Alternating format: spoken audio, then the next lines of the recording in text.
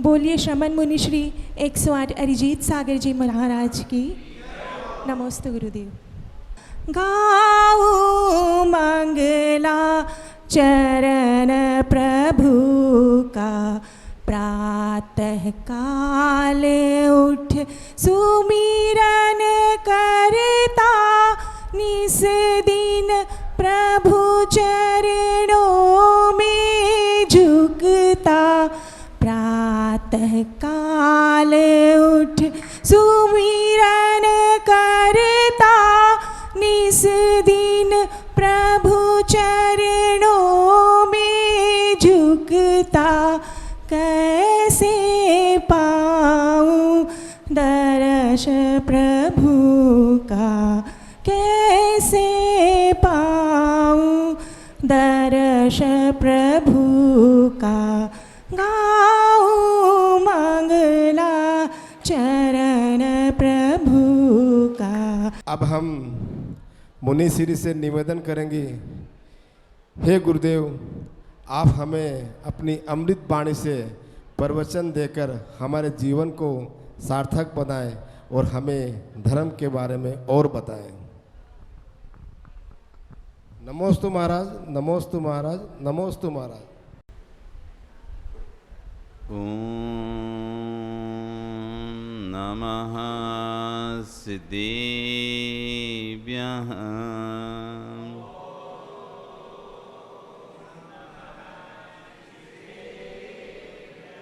ओम नमः सिद्धेभ्यः।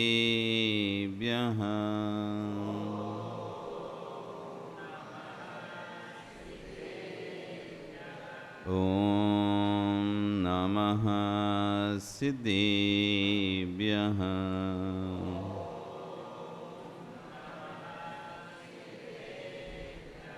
तेरी अड़ी खगिणाए रुतारी मोहि सिर सिरणी विहू। आयरी राव पसियो परवादिन्यो भव्य जी लोए। नमो अरिहंताणं, नमो सिद्धाणं, नमो आयरियाणं, नमो वज्रायाणं, नमो लोए सव्यसाहुणं। बोलिए अनंत अनंत से परमेष्टि भगवान की, आदिरम आदिनाथ भगवान की, वर्तमान शासन महावीर भगवान की, आचार्य श्री कुलभद्र स्वामी महाराज जी की, आचार्य गुरु श्री क्षाट विश्व सागर जी महाराज जी की, अहिंसा में विश्व धर्म की।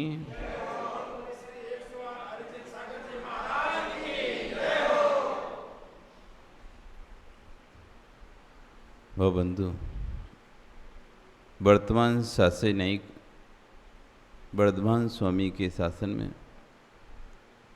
तीर्थंकर प्रभु की चरण निश्रा में बैठकर हम सभी जिन दिशना का श्रवण कर रहे हैं। कल आचार्य यहाँ पर अपने प्रवचनों में कह रहे थे, प्रज्ञा का दुरुपयोग मत करो। जो प्रज्ञा हमको मिली है उसको सत् कार्यों में लगाओ, अच्छे कार्यों में लगाओ, अच्छा सोचो, अच्छा बोलो, अच्छा देखो। प्रज्ञा का दुरुपयोग कभी मत करना। पैसे से दरिद्री हो गए तो पुनः कमा लोगे, लेकिन प्रज्ञा से दरिद्री हो गए तो फिर कहाँ से कमाओगे। प्रज्ञा और सम्यक प्रज्ञा, ज्ञान होना और सम्यक ज्ञान होना दो भिन्न विषय हैं। ज्ञान तो सभी जीवों को है। एक इंद्रिय से लेके पंच इंद्रिय तक जितने भी जीव हैं, हर जीव को ज्ञान है। ऐसा कोई जीव नहीं है जो ज्ञान शून्य है। जगत का कोई भी जीव, चाहे वो नाली का कीड़ा हो, चाहे वृक्ष हो, चाहे चींटी हो, कोई भी जीव जानवर हो, हर व्यक्ति को, हर जीव को ज्ञान है। आपको ज्ञान है कि नहीं? आप ज्ञानी हो कि अज्ञानी हो? कैसे हो? ज्ञानी हो या अज्ञानी, इतना सा बताओ आप तो। क्या ज्ञान है आपको?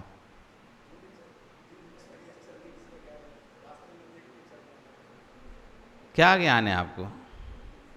आप ज्ञानी हो? कितने ज्ञानी हो? क्या ज्ञानी हो? ज्ञानी हो या अज्ञानी हो? कैसे हो? हैं? अल्प ज्ञानी हो। अल्प मतलब कितना? कितना? थोड़ा? कितना ज्ञान है तुमको? डिफाइन नहीं किया जाता, पर ज्ञान है मतलब तुम ज्ञानी हो। ज्ञान है मतलब तुम ज्ञानी हो। ज्ञानी होकर भी अज्ञानियों जैसी क्रियाएं क्यों कर रहे हो? ज्ञानी होने के बाद भी तुम्हें अपने आत्म कल्याण का कितना ज्ञान है? अपने आत्म कल्याण के बारे में कितना विचार करते हो? स्वयं की गति अगति सुगति के बारे में कितना चिंतन करते हो? सुबह से लेके शाम तक कितनी बार ये सोचते हो मेरी गति दुर्गति ना हो? एक बार भी आता है विचार? सुबह से लेके शाम तक की क्रियाओं में, 24 घंटे की क्रिया में कितनी बार ये मन में विचार आता है कि मेरी गति दुर्गति ना हो जाए? कभी विचार करते हैं इन बातों पे? फिर आपका ज्ञान किस काम का ज्ञान है? ज्ञान तो वह है जिससे हमारा कल्याण हो। ज्ञान तो उसे कहते हैं जो हमारा हित करे, जो हमको अहित से बचाए। ज्ञान तो उसे कहते हैं जो सन्मार्ग पर लेके जाए। अपन सामान्य से लौकिक भाषा में भी कहते हैं अरे तुम्हें नहीं पता कि ये तुम्हारे कल्याण का कार्य है या तुम्हारे अच्छी के लिए कह रहे हैं, तुम्हें ज्ञान नहीं आया, समझ में नहीं आ रहा क्या? कोई व्यक्ति यदि अपना अहित करे, एक व्यक्ति था निरा मूर्ख, जिस डाल पर बैठता है उसी डाल को काटता है। जिस डाल पर बैठा है उसी डाल को काट रहा है। ऐसे व्यक्ति को आप ज्ञानी कहोगे अज्ञानी? बोलो अमित, क्या बोलोगे? जिस डाल पर बैठे हैं उसी डाल को काटें तो चिराग वह ज्ञानी है या अज्ञानी?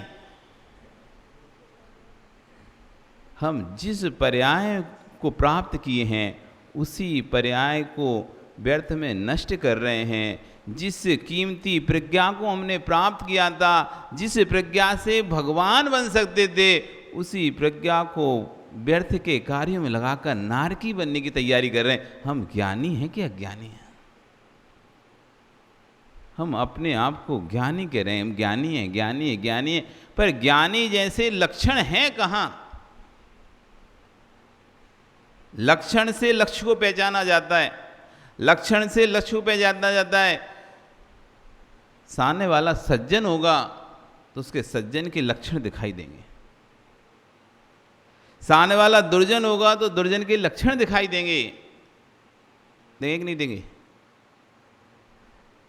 व्यक्ति जैसा होता है उसमें वैसे लक्षण प्रकट होते हैं। यदि हम अपने आप को ज्ञानी स्वीकारते हैं तो ज्ञान का कार्य क्या है?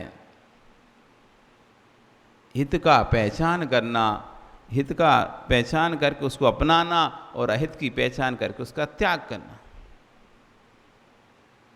अपने को अपनाना, पराये को छोड़ना, ये ज्ञानी की पहचान है।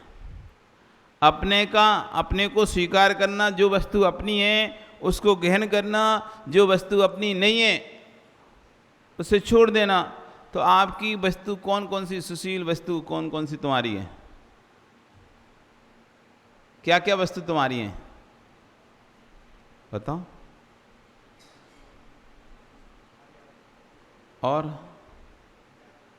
और आत्मा तुम्हारी है। और कौन है तुम्हारा? मन तुम्हारा है और बस दो ही हैं, दो ही, और कोई नहीं तुम्हारा कोई नहीं और तुम्हारा, दो ही लोग हैं बस तुम्हारे, आत्मा और मन। बाकी कपड़े, ये शरीर, पुत्र पुत्री, स्त्री, भाई बहन, मकान, संपत्ति, जायदाद, दुकान, कुछ नहीं है, हैं? सब बेटी की माँ के नाम पे क्या? तुम्हारा क्या है? क्या है तुम्हारा अपना? अमित, क्या है तुम्हारा अपना? हैं? कुछ भी नहीं है ना। सब किसका है? सब छोड़ के जाना है, तो अपना तो है ही नहीं। जब छोड़ के जाना है तो फिर ज्ञानी की पहचान क्या है?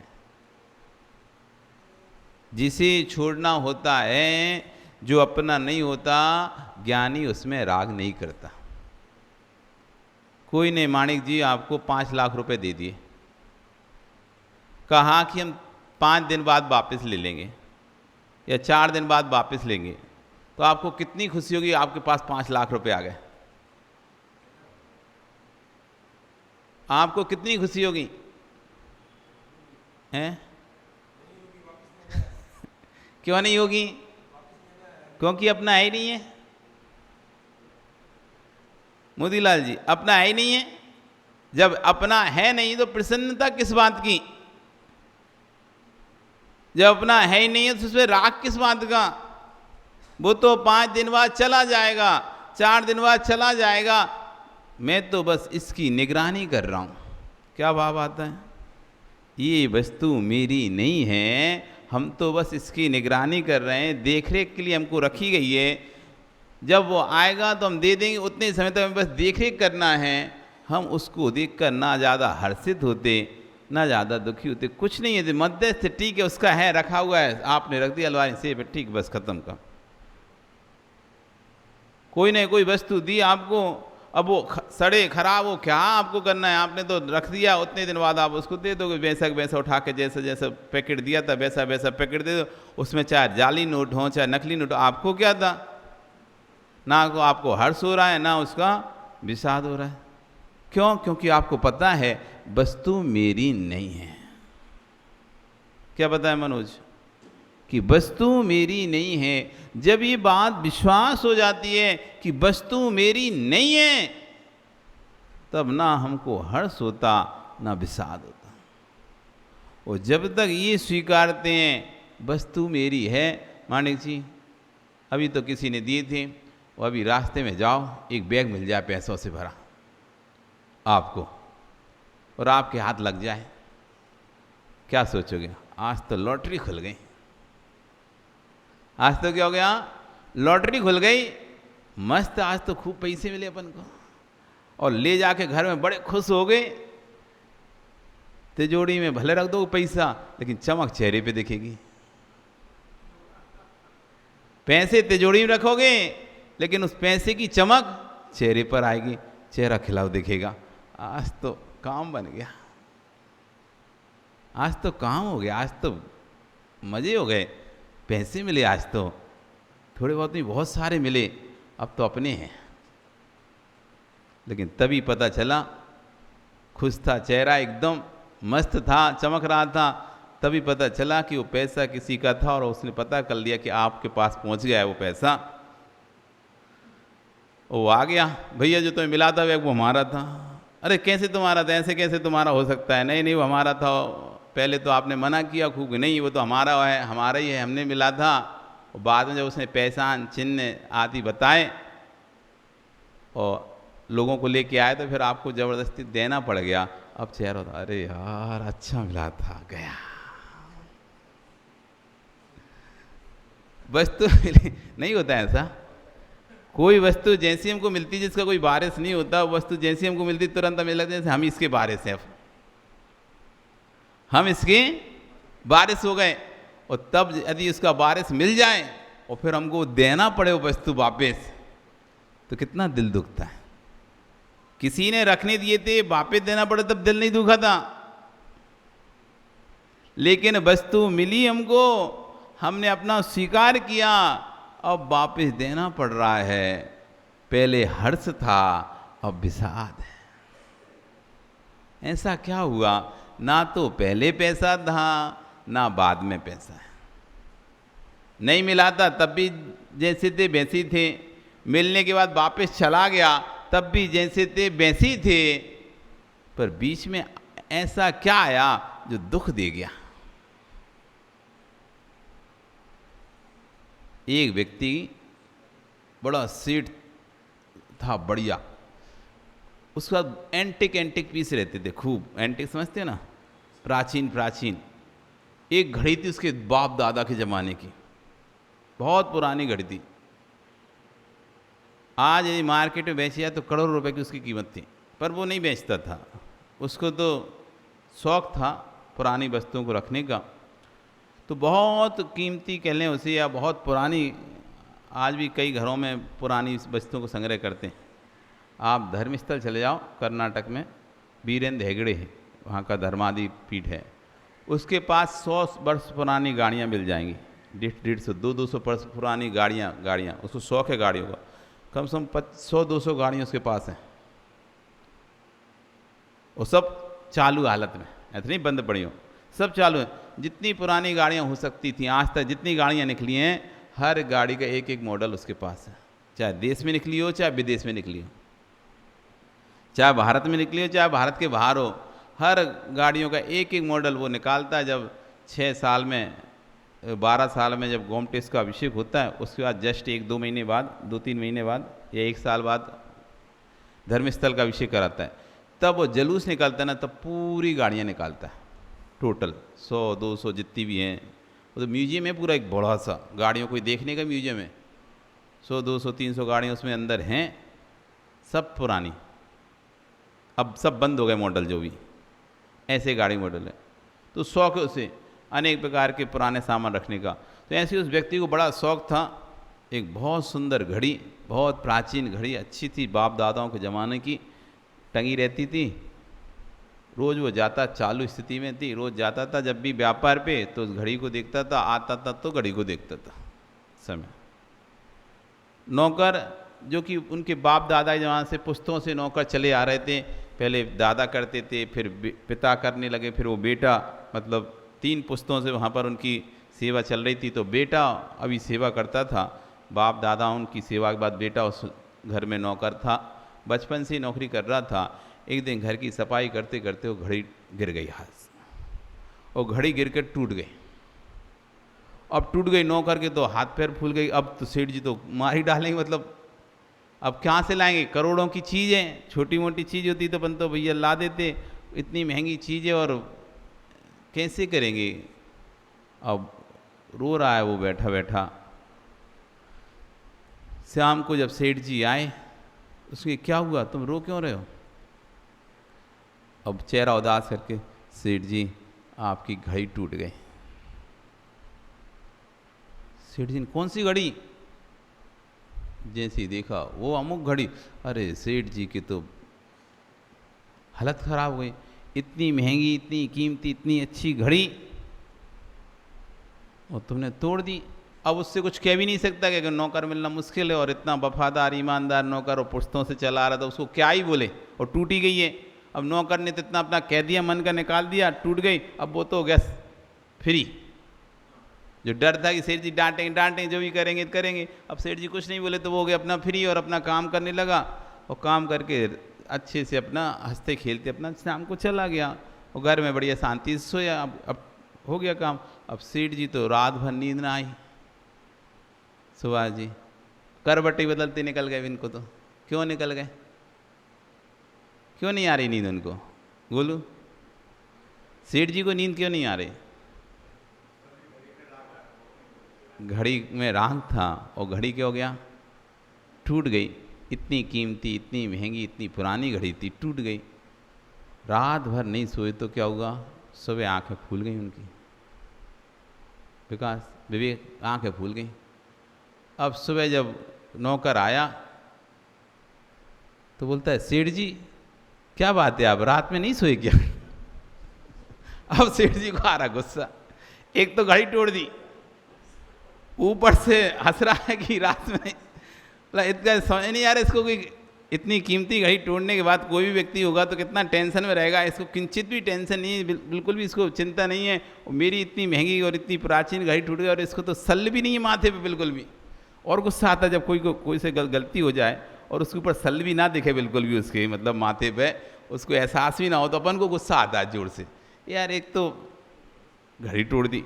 और थोड़ा तो एक आध दिन तो दुखी देखता था तो थोड़ा अपने साथ उसको ही दुख है, लेकिन वो तो अच्छा मस्त हंसता खेलता। तो और सेठ जी को बड़ा गुस्सा आ रहा कि हम रात भर सोए नहीं और ये मस्ती से रात में सोया। तो उसका हाँ रात में नहीं सोया। और सेठ जी अब तुझे मज़ा चखाता हूँ रुक। सेठ जी कहते हैं तुझे मज़ा चखाता हूँ रुक। हाँ वो पूछता है रात में नहीं सोए सेठ जी? हाँ रात भर नहीं सोया। क्यों सेठ जी क्यों नहीं सोए? अरे मैं तुम्हारे बारे में सोच रहा था। कि मेरे बारे में?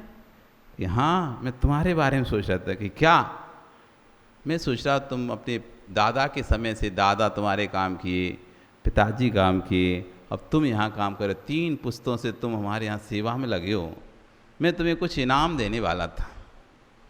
मैं सोच रहा था कि इस दीपावली पर तुम्हें कुछ बोनस या कुछ इनाम ऐसा कुछ देना चाहिए, और मैंने सोच के रखा था ये जो घड़ी थी ना जो कल तुमने तोड़ दी, वो मैं सोच रहा तुमको दूंगा। क्या सोच रहा था? मैं सोच रहा था ये घड़ी तुमको दूंगा, पर क्या करें तुम्हारी किस्मत ही खराब। क्या? तुम्हारी किस्मत ही खराब है कि तुम्हारी हाथ से जो वस्तु मैं तुमको देने वाला था वो तुम्हारे हाथ से टूट गई। और इतना कहकर सेठ जी तो निकल गए व्यापार पर। अब भैया पूरा दिन निकल गया।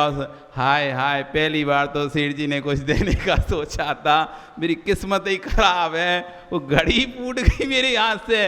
पूरा दिन उसका ऐसे ही निकला। जब शाम को सेठ जी चेहरा उदास था, घर जा रहे, हाँ सेठ जी घर जा रहा हूँ, तबीयत ठीक नहीं रही। घर पहुँचा, पूरी रात से नींद नहीं आई। सेठ जी तो मस्त सोए, पर अब वो नौकर जो था वो नहीं सो पा रहा। पूरी रात उसकी करवट बदलते निकल गए। किस बात पर गोलू? अब क्यों निकलेगी? हैं? उसको अभी तक सेठ जी का राग था घड़ी पर, और उस नौकर का राग आ गया घड़ी पर। मुझे मिलने वाली थी क्या? हाँ गोलू, आज पता चल जाए तुम्हारे बगल की ज़मीन तो तुमको ही बेचने वाला था, लेकिन तुम शिखर जी यात्रा पे गए थे, उसने बगल वाल पड़ोसी को बेच दी। नहीं थी तुम्हारे पास ज़मीन, बगल में ज़मीन पड़ी हुई थी, तुम सोच रहे थे खरीदेंगे, लेकिन ठीक है कब जब बेचेगा। लेकिन तुम्हें बाद में चले बिक गई ज़मीन बिक गई, और तुम शिखर जी गए थे उस समय ज़मीन बेच दी। अब तुम्हें दुख होगा कि नहीं होगा? अरे मैं होता तो खरीद लेता, इतनी अच्छी वस्तु मेरी चली गई। ना पहले तुम्हारी थी ना बाद में तुम्हारी है, बस बीच में है तो एक दुख है। वो किसका है? राग का दुख है। क्योंकि हम वस्तु को अपना मान बैठते हैं, और जहाँ जहाँ जब जब वस्तु को अपना मानते हैं तब तब दुख का सामना करना पड़ता है। जब जब हम अपनी वस्तु को मानते हैं, चाहे द्वेष रूप में अपनी वस्तु को अपना माना हो, चाहे राग रूप में अपने वस्तु को माना हो। आप शत्रु को अपना मानते हो कि नहीं मानते? शत्रु को आप अपना मानते हो कि नहीं मानते? ओ जय कुमार जी बताओ, आप क्या करते हो? आप तो बोल रहे थे हम तो धर्म के लिए सब कुछ छोड़ सकते, पर शाम तो तुम दुकान के लिए धर्म छोड़ देते हो हैं? सायकाली प्रवचन सभा में तो आते नहीं हो आप। कहाँ रहते हो? दुकान पे? घर पे? फिर घर के लिए तुमने धर्म छोड़ दिया, घर के लिए तुमने जिनवाणी छोड़ दी। तुम तो बोल रहे थे हम तो भगवान के लिए घर छोड़ दें, और तुमने घर के लिए जिनवाणी सुनना छोड़ दिया। आवाज़ से आ जाना, गड़बड़ नहीं करना। तो बताओ शत्रु तुम्हारा है कि तुम्हारा शत्रु को आप अपना मानते हो कि नहीं मानते, कि मित्र को अपना मानते हो? सुरेंद्र जी, मित्र को अपना मानते हो कि शत्रु को अपना मानते हो? विक्रम जी, किसको मानते हो आप? मित्र आपका अपना है कि शत्रु आपका अपना है? कौन है आपका अपना? क्या नाम है तुम्हारा? विवेक। तुम्हारा ही नाम विवेक है? अच्छा विवेक, तुम बताओ, शत्रु को अपना मानते हो कि मित्र को अपना मानते हो? दोनों ही अपने हैं, दोनों ही अपने हैं। सुख दुख किससे मिलता है? मित्र से, शत्रु से सुख मिलता है कि दुख मिलता है? मित्र से सुख मिलता है कि दुख मिलता है? शत्रु से कैसे सुख मिलेगा तुम्हें?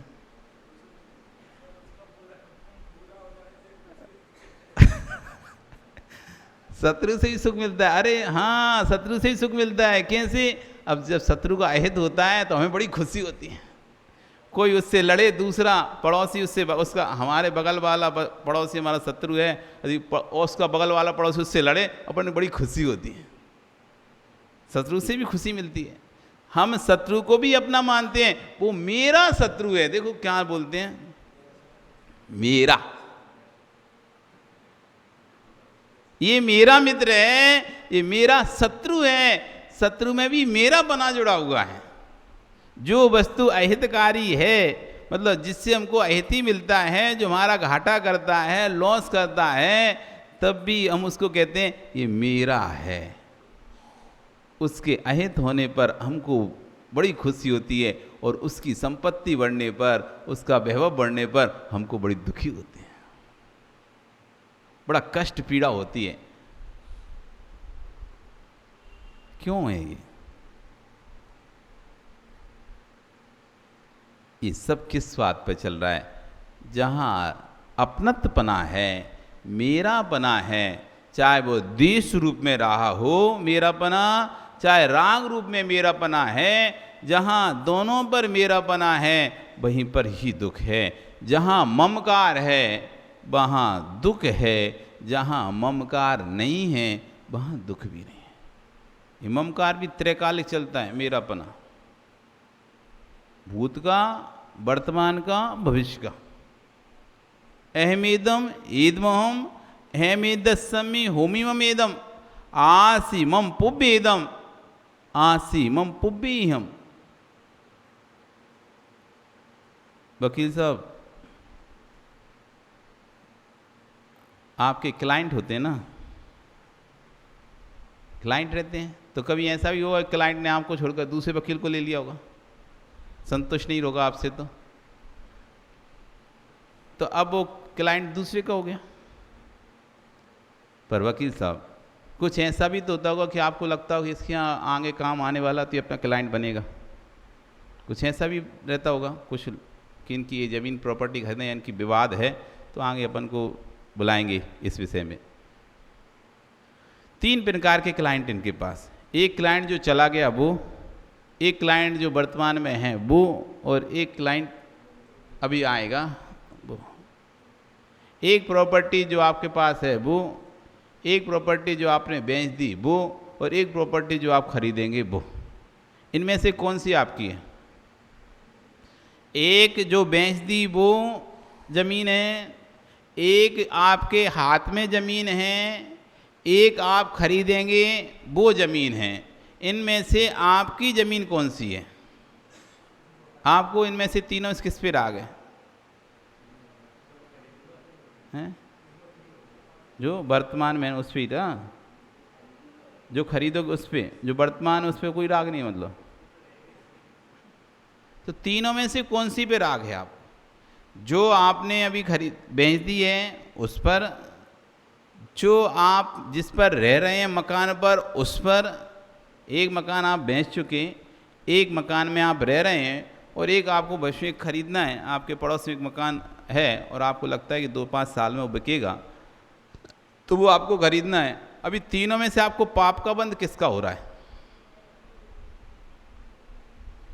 एक बेच चुके, एक में आप रह रहे हो, और एक आप भविष्य में खरीदोगे, कभी जब वो बेचेगा तब खरीदेंगे, तब उसमें रहेंगे। अभी तो ना रह रहे ना अभी खरीद रहे। इन तीनों में से पाप का बंध कौन से मकान से हो रहा है? 3 मकान है ना, एक बेच चुके, एक भविष्य में कभी खरीदेंगे जब होगा पैसा, अभी नहीं है, और एक वर्तमान में रह रहे हैं। तीनों में से परिग्रह आपका कौन सा है?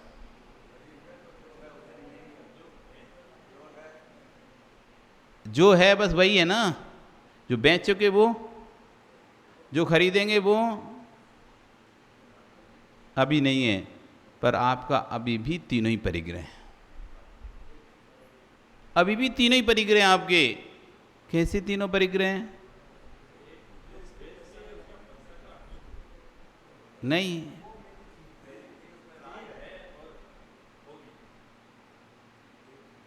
महेश जी, जब भी आपके पास कोई रिश्तेदार आएगा और आप उसे ले जाओ घुमाने, अरे ये ज़मीन हमारी थी,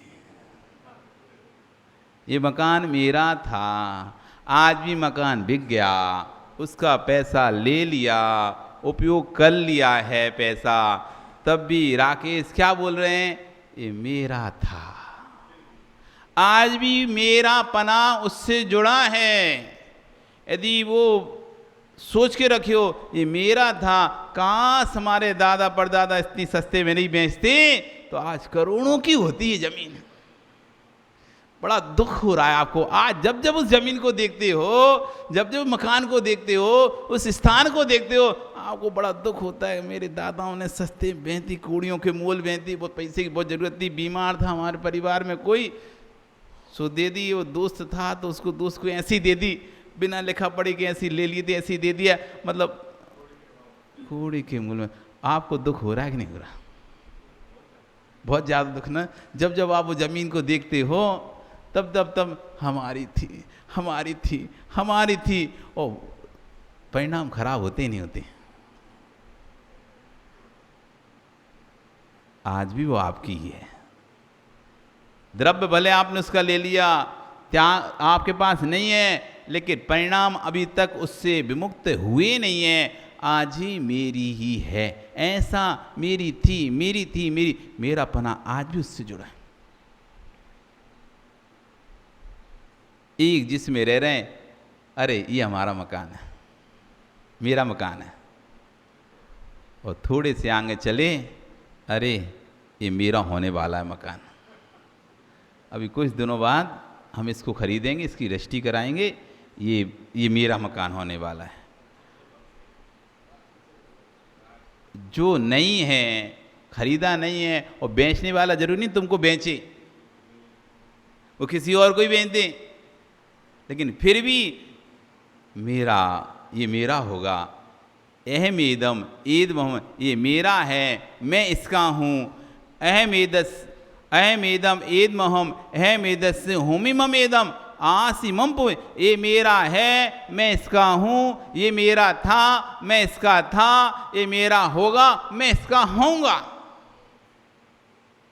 त्रैकालिक राग चल रहा है, त्रैकालिक बंद हो रहा है, कर्म का बंध। हम तो सोच रहे थे, हम तो जिस मकान में रह रहे हैं बस उस मकान के परिग्रह का दोष लग रहा हमको तो। इसलिए आचार्य भगवान परिग्रह परिमाण व्रत रखा है। भैया परिग्रह का परिमाण करो, वस्तु नहीं है तुम्हारे पास तब भी सीमा करो। कोई कहे हमारे पास तो वस्तु है नहीं, हम त्याग किस बात का करें? वस्तु है नहीं तो त्याग किस बात का? वस्तु नहीं है तो उसके राग का त्याग कर। हमारे पास तो एक ही मकान है, फिर परिग्रह परिमाण करें कि अपने मकान को छोड़कर या एक और मकान को रखकर बाकी शेष मकानों को त्याग कर, तो तुमको हमारा तो वैसे ही त्याग, हम तो कोई थोड़ी ना किसी मकान में घुस रहे रहने जा रहे हैं, हम तो अपने मकान रहते हैं, फिर त्याग की क्या जरूरत शेष मकानों की? अरे भैया आप रह तो नहीं रहे, पर आपके अंदर अंदरूनी राग चल रहा है, आपको पता नहीं है। यदि कोई पड़ोसी कहे कि ये लो चाबी पकड़ो, आज से मकान तुम्हारा, तो आप मना नहीं करोगे। मकान खरीदने की सामर्थ्य नहीं है, इसलिए आपके मन में कभी मकान खरीदने का नहीं आता, दूसरा मकान खरीदना ऐसा कभी मन में नहीं। 1 करोड़ रुपए का कहाँ से लाएंगे? खाने को तो है नहीं है, पर करोड़ रुपए का मकान कहाँ से लाएं? तो आप कहोगे भाई हम तो कभी दूसरे मकान खरीदने की सोच, मतलब राग हो ही नहीं सकता। हाँ, आपको खरीदने वाला राग नहीं हो सकता, लेकिन यदि कोई दे, ये आज से चाबी तुम्हारी, जैकपॉट खोला, ये चाबी तुम रखो ये बिल्डिंग की, मना कर दोगे क्या? हाँ भैया दे दे, जल्दी से दे दे। अभी लगा रहा था हमारा तो कोई राग ही नहीं किसी चीज़ पर, लेकिन जैसी वस्तु मिली। बताओ साड़ी खरीदना है कभी आपको? साड़ी खरीदना है क्या? कमी है कोई साड़ियों की? खरीदना है आज अभी इसी समय खरीदना है कोई साड़ी? लग रहा है तुम्हें कोई कमी है तुम्हारे पास साड़ी? विक्रम जी बाहर स्टॉल लगा दो, फ्री में मिल रही है। एक आश्चर्य देखा आपने अभी?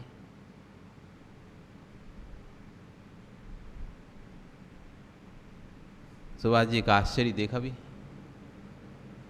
एक आश्चर्य, लाइट गई, माइक बंद हुआ। जब तक हम बोल रहे थे तब तक तो ठीक था, और जैसे ही लाइट गई और हमने बोलना बंद किया, लेकिन एक भी माता ने बोलना चालू नहीं किया।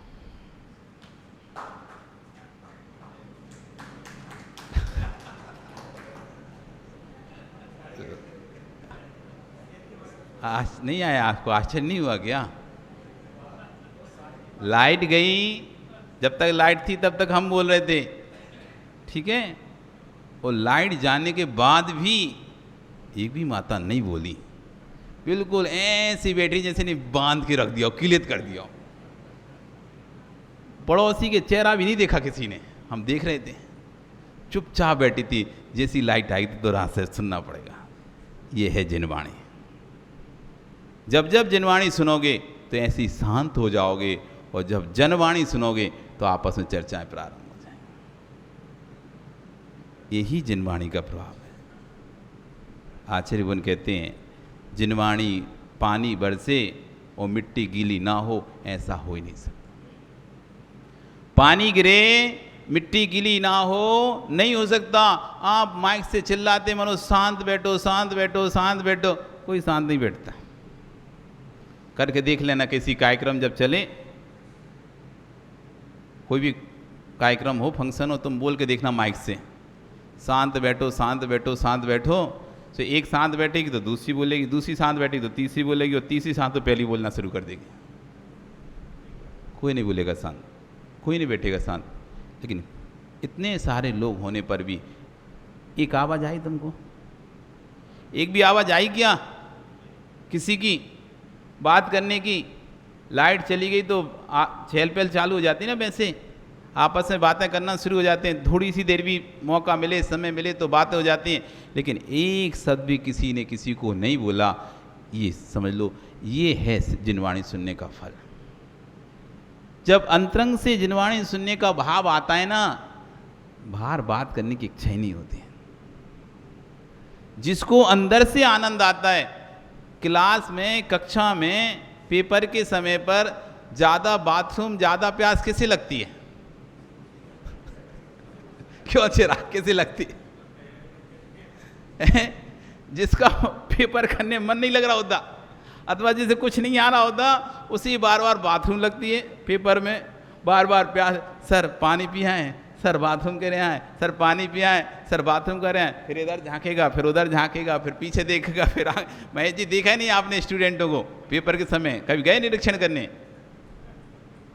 नहीं गए तो पेपर तो दिएंगे, उस समय तो देखा होगा कि कौन ज़्यादा झांका झींकी करता है।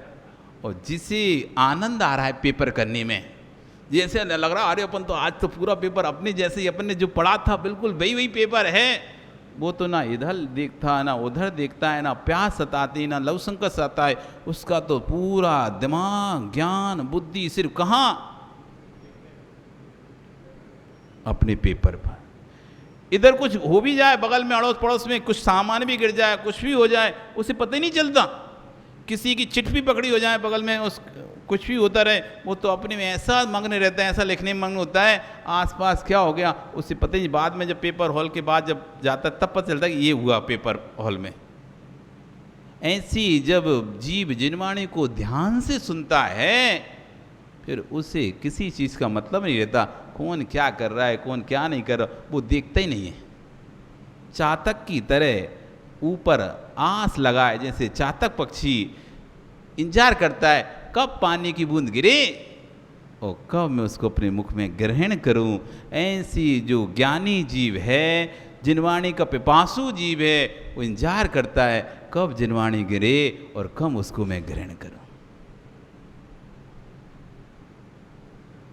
राग, त्रैकालिक राग की चर्चा चल रही थी ना, तो माताओं नहीं चाहिए ना साड़ी, पक्का नहीं चाहिए, मिलेगी तब भी मना कर दोगे, फ्री मिलेगी तब भी मना कर दोगे हैं। अभी अध्यक्ष है ना तुम्हारी, वो बोल दें ये साड़ी लो, कल ये सबको पहन के आनी, फ्री दे रहे हैं, कौन नहीं लेगा? कोई मना करेगा? नहीं करेगा ना, सब ले लेंगे। तब पता चलेगा कि राग नहीं लग रहा था कि हमको पास राग नहीं है, तब भी देखो राग अब दिख रहा है कि नहीं, एक हमारी दे दो और हमारी जेठानी अभी आई नहीं है ना, उसकी भी हमको ही दे दो, हमारी भी दे दो, हमारी देरानी की दे दो, जेठानी की दे दो, नंद भाई भी वही घर पे ही हैं, उनकी भी दे दो, सबकी दे दो तुम तो हमको। तब समझ में आएगा कि राग, बहुत सारी तो वस्तुएं ऐसी होती हैं जो हमारे घर में उपयोग नहीं होती, लेकिन सबको मिल रही तो हम क्यों पीछे रहें? हम भी ले लिए। अरे उनके घर में तो रखने जगह थी, अपने घर में रखने जगह भी नहीं थी, तब भी ले आए। बोले अरे कोई नहीं, बाई को दे देंगे, काम वाली को दे देंगे, बहुत लोग हैं, किसी और को पकड़ा दें। लिया तुमने है, किसके वो पकड़ाएंगे किसी? अरे जब तुमको देने ही दूसरे को था तो लिया ही क्यों था? बहुत सामग्री होती हैं जो स्वयं के उपयोग की नहीं होती, लेकिन ले रहे, रख ले रहे, किसी और को दे देंगे, ऐसी बात करके और वस्तु ले लेते हैं। पर कर्म का बंध आपको होगा, चाहे आप उसको उपयोग किए नहीं किए, लेकिन आपने वो लेके रखी है ना, तो बंधेगा। तो यहाँ कह रहे थे प्रज्ञा का दुरुपयोग मत करो, पैसे से दरिद्री हो गए तो पुनः कमा लोगे, लेकिन सम्यक प्रज्ञा से दरिद्री हो गए तो ज्ञानी कब कमा पाओगे? अपने वैराग को बढ़ाइए, भाषा बदलिए। यदि राग धर्म नहीं तो देश भी धर्म नहीं। एक दिन मैं सोच रहा था, आचार्य गुण अपने लिख रहे हैं कि प्रभु मेरा भाग्य है कि जिस मुद्रा में आप निकलते थे वह मुद्रा आज मुझे प्राप्त हुई है। हे श्रमणो निर्गंतो, हे श्रमणो निर्गन तपोधन, हे श्रावको, इन श्रवणों को निर्गन तपोधनी मत देखना, तुम इन्हें वर्धमान की मुद्रा में देखना।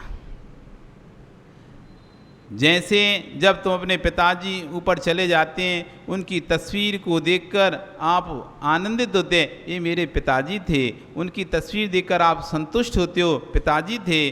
जब पिताजी की तस्वीर देखकर मन मुदित हो जाता है, तब हे वर्धमान आप ना सही, आपकी मुद्रा तो आज वर्तमान में मौजूद है। भले आज हमारे बीच में भगवान महावीर स्वामी नहीं हैं, लेकिन भगवान महावीर स्वामी ने जिस मुद्रा को धारण किया था, आज भी वो मुद्रा आपके सामने है। उसे देखकर वैसे ही आनंद लो कि वो समय भी रहा होगा चौथे काल का, जब ऐसी भगवान महावीर स्वामी मुद्रा लेकर वन वन शहर शहर नगर नगर विचरण करते थे। ये वही मुद्रा है। जब जब बीतराग तपोधन नगरी में पधारे, उस समय वर्तमान के मुनि को तो निहारो ही निहारो, पर साथ में ये भी देखो, जब पिता की तस्वीर देखकर आनंद आता है, ये 3 लोक के नाथ की तस्वीर है, ये अरिहंत की मुद्रा है। गदगद भाव आना चाहिए, आनंद आना चाहिए कि हमारे नगर में वो मुद्रा है जो मुद्रा साक्षात भगवान अरिहंत की मुद्रा थी। ये कोई सामान्य मुद्रा नहीं है, ये वह मुद्रा है जिस भगवान की हम पूजा कर रहे हैं। वेदी पर पाषाण में जिनकी आकृति बनाकर हम जिनकी पूजा कर रहे हैं, आज उनकी चेतन मुद्रा, ये तो हम मूर्ति में देखें कि नग्न दिगंबर बीतरागी हमारे भगवान है, वो बीतरागी भगवान नग्न कैसे रहते होंगे, इसकी प्रतिकृति दिगंबर मोहिराज है।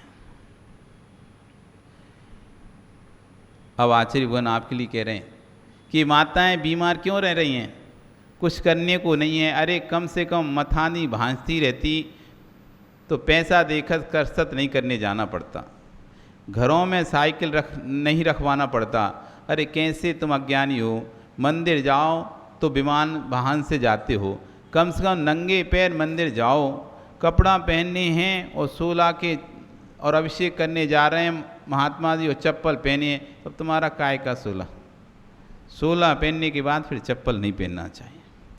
अरे विवेक से चलें, श्री जिनालय में चरण पादुका पहन के आते हैं। आगम वचन कहता है कि जो जिस की चरण पादुका पहनता है वह वहीं जाता है। कम से कम मंदिर में तो नंगे पैर आ जाओ, कितने फायदे नंगे पैर आने के। शरीर भी स्वस्थ रहता है, एक्यूप्रेशर होता है, जीवों की रक्षा होती है। जब आप नंगे पैर आगे सोता ही नीचे देख के चलोगे, क्योंकि कहीं पैर लिपट खराब ना हो जाए, कीचड़ में ना पड़ जाए, गोबर में ना पड़ जाए। तो जब उस पे बचाओगे तो सुताई है, जीवों को बचाओगे। नंगे पैर आओगे, अब बाहर चप्पल नई नई पहन के आए थे, क्या नाम है आपका, हमारे पीछे? हाँ, राजेंद्र। राजेंद्र, हाँ राजेंद्र ना। तो राजेंद्र जी नया चप्पल पहन के आए, एकदम नई ब्रांडेड, पूमा की, कौन की, पोमा, हैं? तो नई ब्रांडेड चप्पल पहन के आए। पहले तो लखानी की चलती थी, एक्शन की चलती थी, अब वो नई नई चलने लगी। तो आज नई ब्रांडेड चप्पल पहन के आए, तो राजेंद्र जी मंदिर के सामने तुमने उधर चप्पल उतार दी। अब परिक्रमा देते देते आपकी आंख कहाँ जाएगी? एक बार चप्पल भी देख लोगे, रखिए कि नहीं रखे? चप्पल देखोगे नहीं देखोगे? क्यों बोलो? भीड़ भाड़ हो, परेशान हो, जब चप्पल पहन कर आते हो तो कितना विकल्प होता है। एक चप्पल उस कोने में उतारते और एक कपड़े इस कोने में उतारते नहीं उतारते क्या? परीक्षण के समय, भीड़ भाड़ के समय, अथवा वैसे भी किसी की आदत होती है, एक उस कोने में उतारेगा तो एक इस कोने में उतारेगा, हमारी कोई चप्पल ना पहन जाए, चप्पल ना पहन जाए। उस चप्पल कितना विकल्प रहता है, पूजन करते करते एक बार बाहर देख आते चप्पल रखी कि नहीं रखी। अभिषेक करते करते एक बार बाहर निगाह चली जाती है, परिक्रमा लगाते लगाते बाहर निगाह चली जाती है, ऐसे झुकते झुकते ऐसी एक तिरछी निगाह देख लेते हैं, चप्पल रखी तो है। फिर बाहर जाकर जैसे ही पूजन करके जाते हो, वो बाहर जाकर चप्पल ना देखे, कैसे भाव होते हैं। इतनी देर भक्ति भाव पूजन की खूब अच्छे से, वो चप्पल नहीं दिखी तुम्हें बाहर, फिर क्या होता है अंदर? अरे इतने सारे संकल्प विकल्पों से दूर हो जाओगे अगर नंगर पहराओगे तो। ना तो हमारी चप्पल, ना खोने की विकल्प, ना किसी के पहनने का विकल्प। ओ भाई तुमने के लिए तुम पहन के नहीं आए थे, एक तो आधा घंटा चप्पल ढूंढता रहा, दूसरा आप आए, आधा घंटा बढ़िया पूजा करी और 5 मिनट में निकल गए, और एक वो आधे घंटा चप्पल में उसने अपना पर्याय निषेध निकाल दी ढूंढने में। इसलिए नंगे पैर आया करो, आपका समय हो गया, कल फिर आओगे, पर्याय नहीं तो और चर्चा करेंगे इस विषय पे। बोली भगवान महावीर स्वामी की